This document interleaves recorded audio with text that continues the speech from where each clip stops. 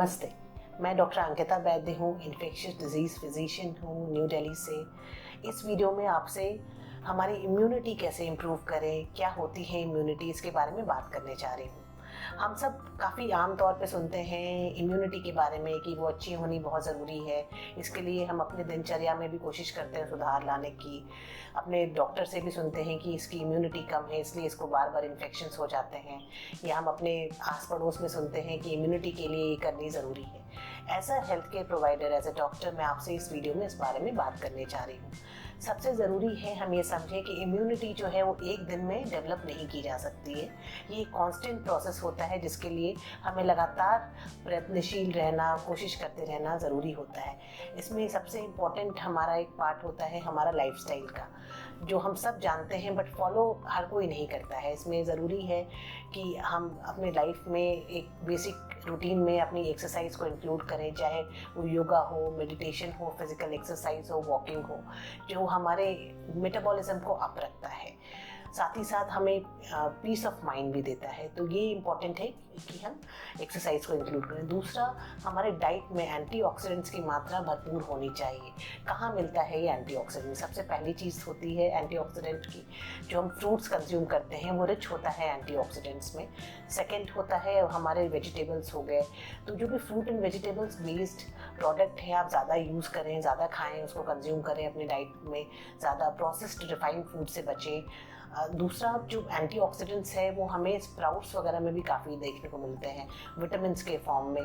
तो ये हमारे जो एंटीऑक्सीडेंट्स है हमारे बॉडी के ऑक्सीडेटिव स्ट्रेस को कम करता है, डैमेज को कम करता है और इम्यूनिटी डेवलप करने में हेल्प करता है। तीसरी चीज़ होती है, सब जानते हैं, स्ट्रेस मैनेज करना बहुत ज़रूरी होता है। स्ट्रेस मैनेज करना, स्ट्रेस में हमारे नेगेटिव हार्मोन्स निकलते हैं बॉडी में, जो कि आपके जो इम्यून सिस्टम को है विपरीत प्रभाव डालते हैं, ऑपोजिट प्रभाव डालते हैं, उसको वीकन करते हैं।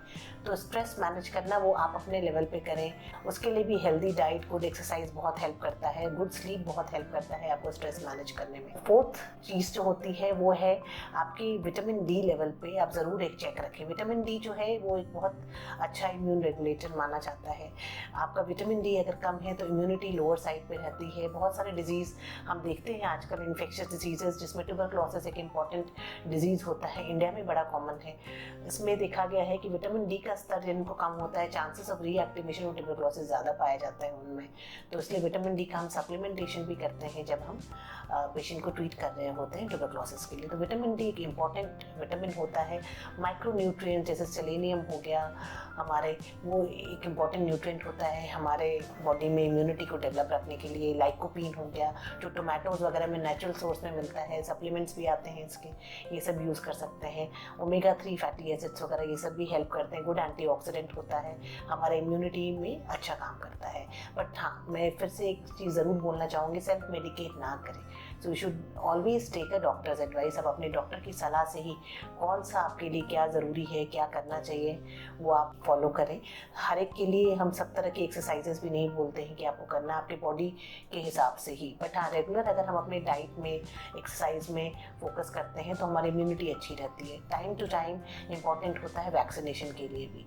सो वैक्सीनेशन बहुत ज़्यादा जो हम देखते हैं, बच्चों में सब जानते हैं कि वैक्सीनेट करना है, बड़ों के लिए नहीं जानते। तो बड़ों की भी वैक्सीनेशन का प्रोग्राम होता है जिसे हम एडल्ट इम्यूनाइजेशन प्रोग्राम कहते हैं, वो हम रन कर रहे हैं।